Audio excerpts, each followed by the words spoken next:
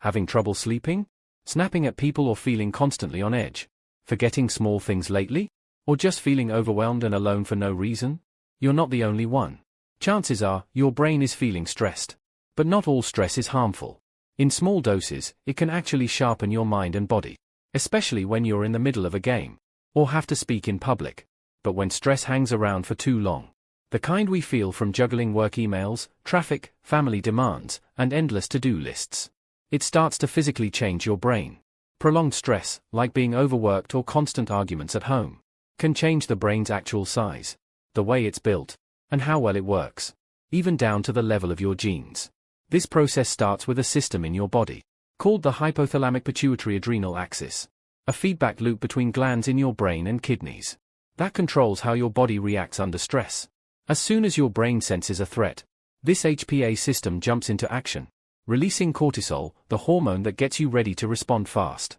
But when cortisol stays high for too long, it starts to damage your brain. One change it makes? It ramps up the activity level and number of neural connections in the amygdala, the area that processes fear. Basically, your brain becomes more alert to danger, even when there isn't any. Meanwhile, another brain area, the hippocampus, which helps with memory and keeps stress in check, starts to break down. Too much stress disrupts the signals here. Normally, the hippocampus helps slow the stress response. But if it gets weaker, your ability to manage stress weakens too. And that's not where it ends. Chronic cortisol exposure can actually shrink your brain. It cuts down the connections between nerve cells and thins out the prefrontal cortex, the part that helps with focus, planning, judgment, and social behavior. It also slows the creation of new brain cells in the hippocampus. This means constant stress can make it harder to learn new things, retain information, and can increase your risk for mental health issues, like depression, and even conditions like Alzheimer's. Stress can even leave a mark on your genes. In one study, baby rats raised by nurturing mothers grew up less sensitive to stress. Why? Because their brains developed more cortisol receptors, special sites that help process and reduce the effects of stress. Rats with less nurturing moms didn't develop as many receptors, making them more vulnerable to stress their whole lives.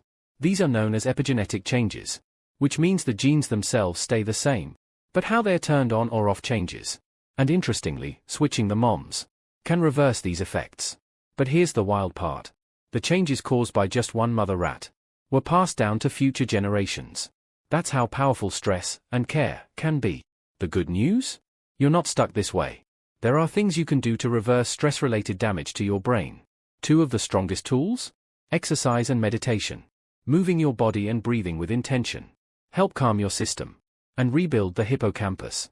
Thanks to a phenomenon called neuroplasticity, your brain's ability to grow and adapt. It boosts memory and helps you feel more in control again. So if stress has been running the show, maybe it's time to take back the lead. Train your brain to handle stress before it starts handling you.